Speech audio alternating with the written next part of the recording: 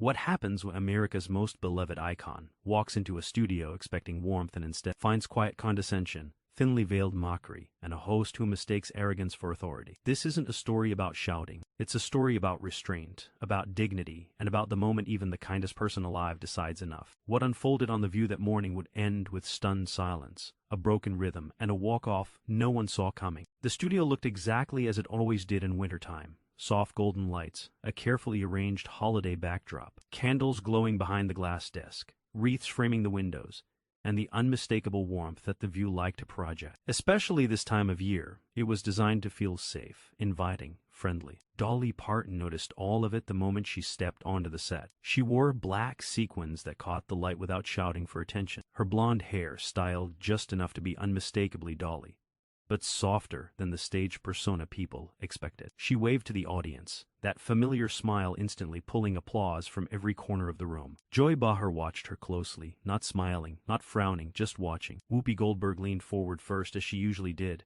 grounding the moment.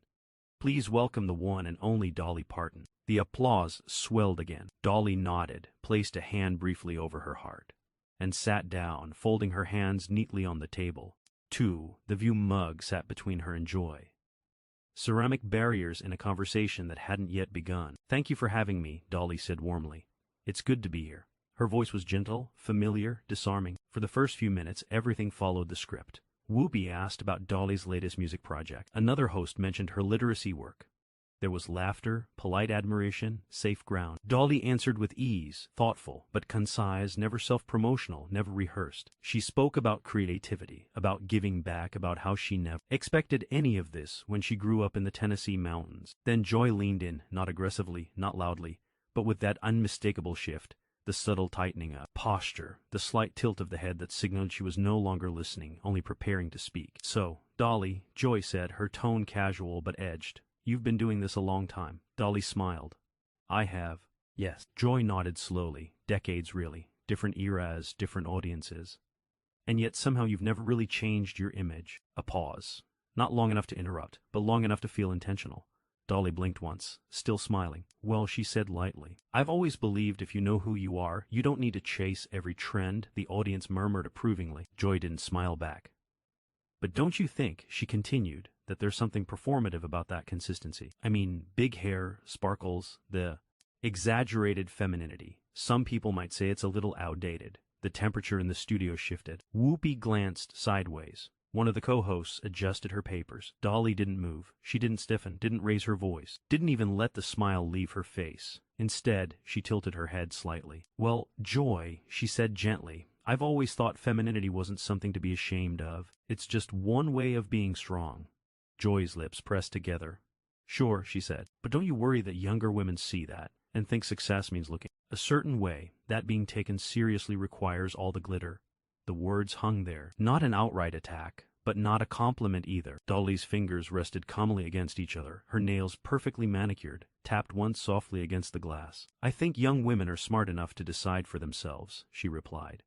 "And I trust them more than I trust labels." A ripple of applause moved through the audience. Joy leaned back, crossed her arms. "I'm just saying," she added, "you've built a brand, and brands can sometimes distract from substance." That was the moment, not when the words landed, but when Dolly realized how they were meant to land. This wasn't curiosity. It wasn't dialogue. It was a slow erosion. Dolly looked directly at Joy for the first time.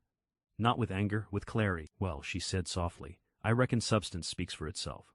Her tone was still kind, still control-led, but something had shifted, and Joy noticed it. She smiled faintly, as if satisfied she'd finally found traction. "Of course," Joy replied. "I just think it's worth examining." Dolly nodded once, then "Examine away," she said. "I've lived my life in the open." The audience applauded again, this time louder. Joy didn't join in. She only adjusted her mug, eyes fixed on Dolly, as if already planning what to say next. And Dolly, still smiling, still composed, had no idea yet that this was only the beginning. The show tried to move forward like nothing had happened. A producer's voice, unheard but felt, seemed to push the panel into a safer lane. One of the co-hosts brought up Dolly's imagination library, smiling with genuine admiration. "Over 100 million books," she said almost in awe. "That's not charity, that's history." Dolly's eyes softened immediately. This was her comfort zone, not applause, impact. Well, honey, Dolly replied, books saved me before fame ever did. A child with a book is a child with a door. The audience clapped warmly. A few people even stood, then sat again as the segment continued. Whoopi nodded, pleased. That's what we love about you. You've always been about lifting people up. Joy's mouth twitched at that, just slightly. Like someone hearing praise they didn't think was fully earned. Dolly didn't see it, or if she did, she chose not to acknowledge it. For a moment, the studio felt normal again. Holiday candles glowed. The camera moved smoothly between end faces.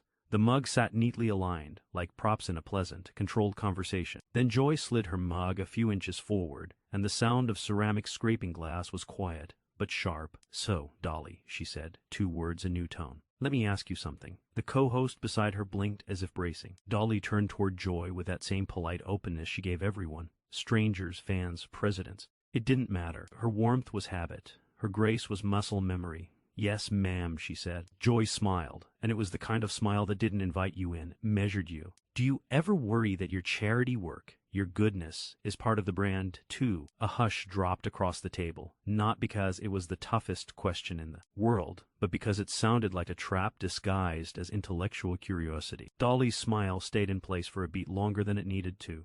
Joy, she said gently. I don't do what I do to look good. I do it because I remember what it felt like not to have. Joy nodded as if she'd expected the answer.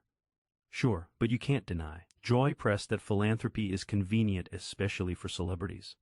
It creates a shield. So whenever someone criticizes the image, the fans say, oh, but she gives away books.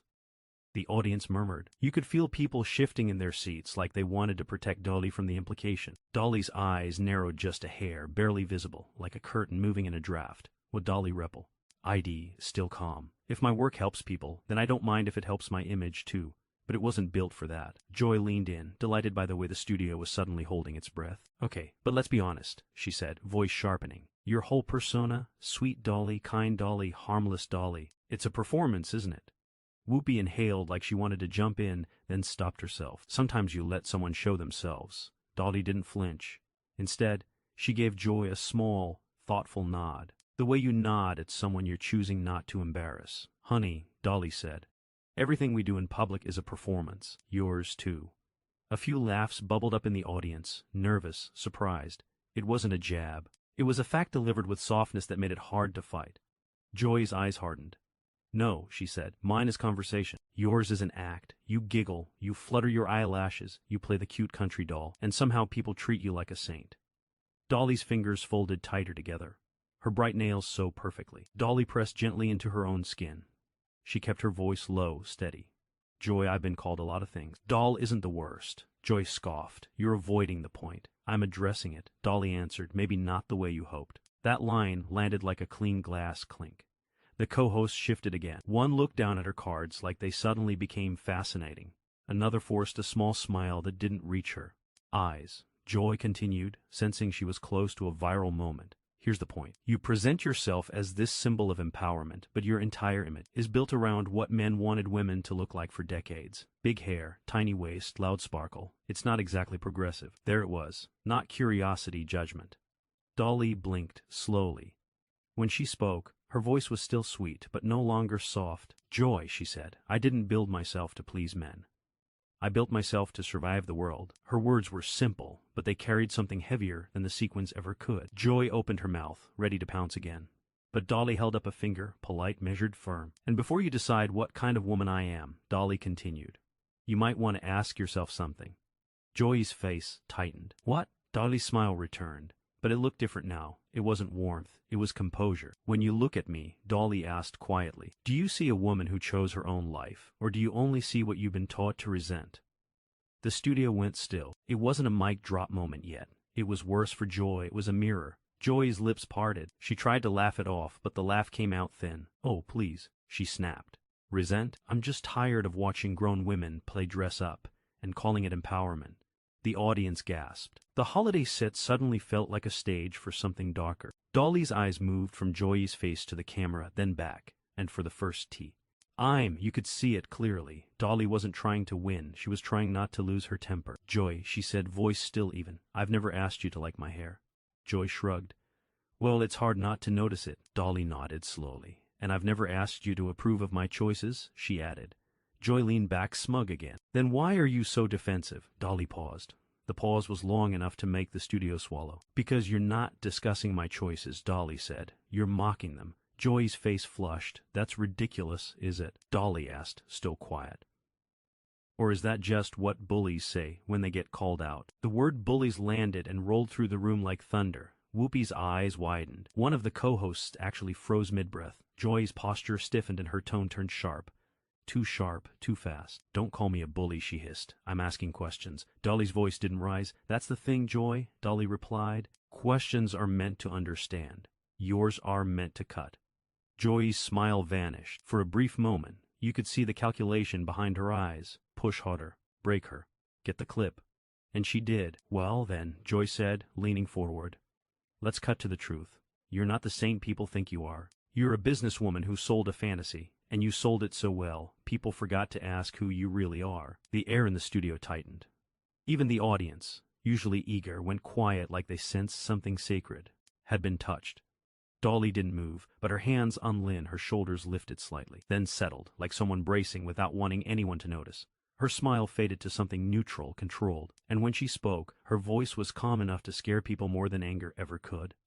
"Joy," she said softly, "you keep talking like you know me." Joy's eyes narrowed. "I know what you show." Dolly nodded once. "And you keep poking," she continued, "like you're hoping I'll finally snap so you can feel justified." Joy scoffed. "That's absurd." Dolly leaned in, not aggressively, not theatrically, just enough to close the distance. "No, honey," she said. "That's exactly what this is." The studio held its breath, because Dolly Parton, America's sweetheart, had stopped being sweet, and Joy Behar had just realized she might have pushed the one person in the room who didn't need to raise her voice to destroy a narrative. Joy opened her mouth to fire back, but Dolly spoke first. "One more question from you like that," Dolly said, still quiet, "and we're going to have a very different kind of conversation." Joy blinked. For the first time all day, she didn't have a line ready, but she wasn't the type to retreat. She only smiled. "Thin, sharp, dangerous." "Good," Joy said, "because I'm not done." And the way she said it made the producers behind the cameras reach for their headsets.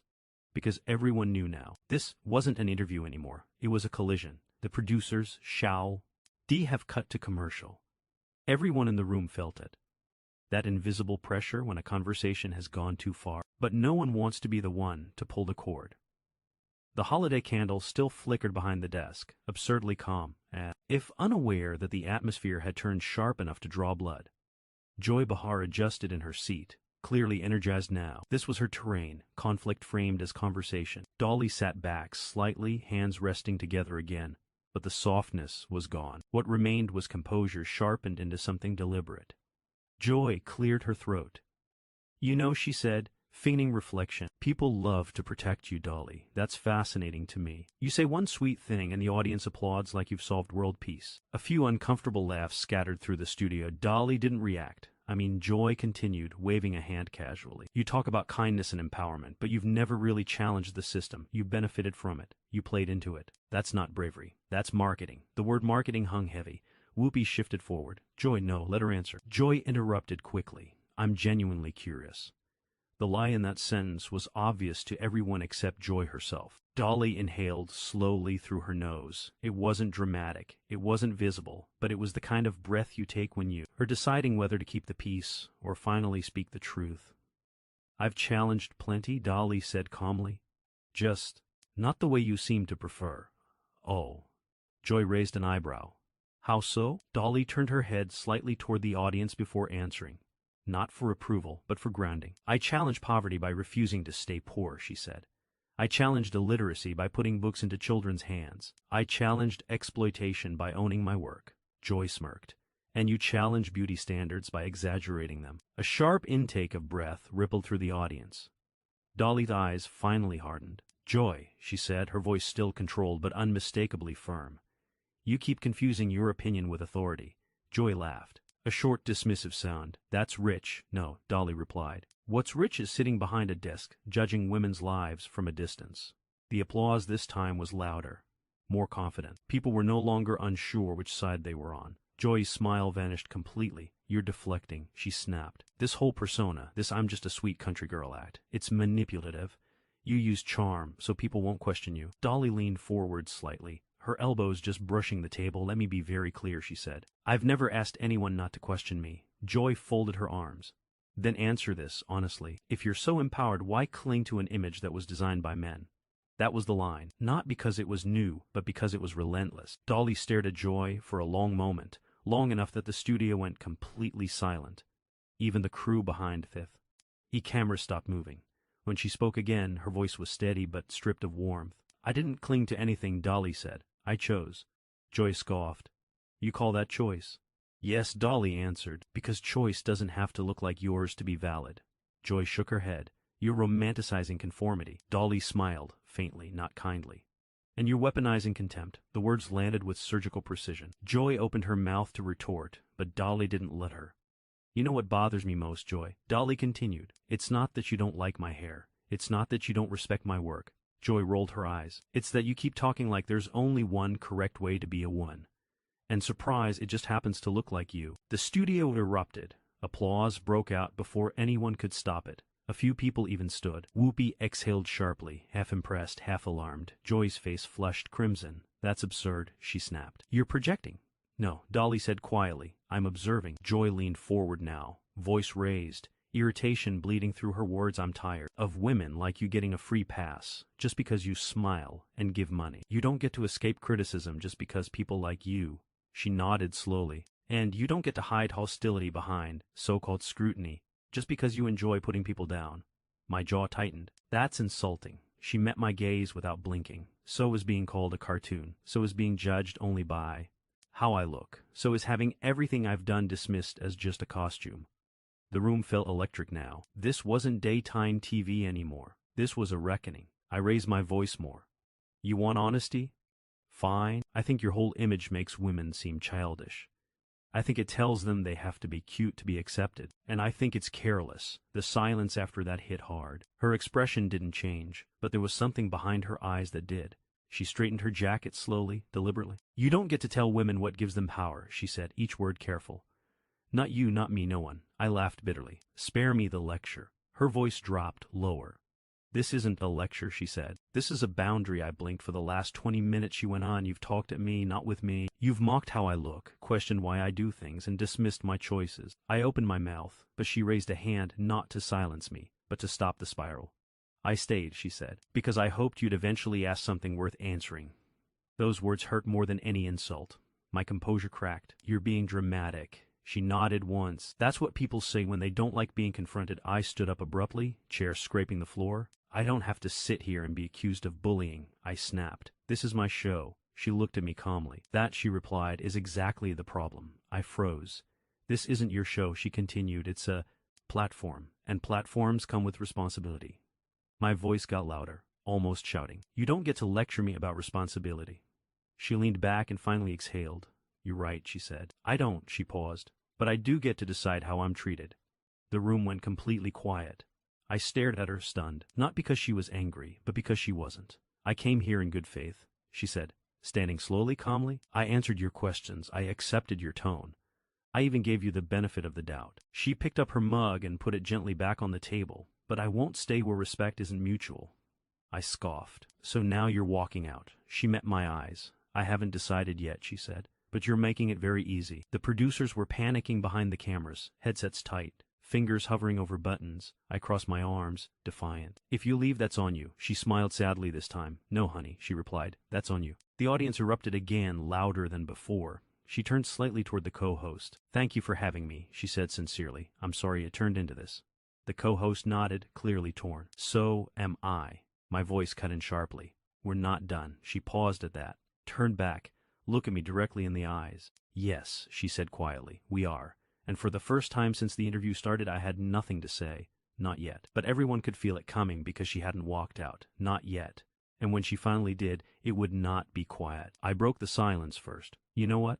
I said sharply, if you can't handle a tough conversation, maybe you shouldn't come on live TV. The words were loud, defensive, rushed. They didn't land like I hoped. She stood still for a moment, back straight, expression calm, but no longer forgetting. The audience watched silently. Even the holiday lights behind us felt dimmer. Tough conversation isn't the same as disrespect, she said softly, turning back one last time. I rolled my eyes. Oh, please. You're just upset because someone finally challenged you. She smiled faintly. No, she replied. I'm upset because you confused cruelty with courage. That did it. I scoffed, throwing my hands up. Fine, walk out. Prove my point. She looked around at the co-hosts and audience, who had been holding their breath.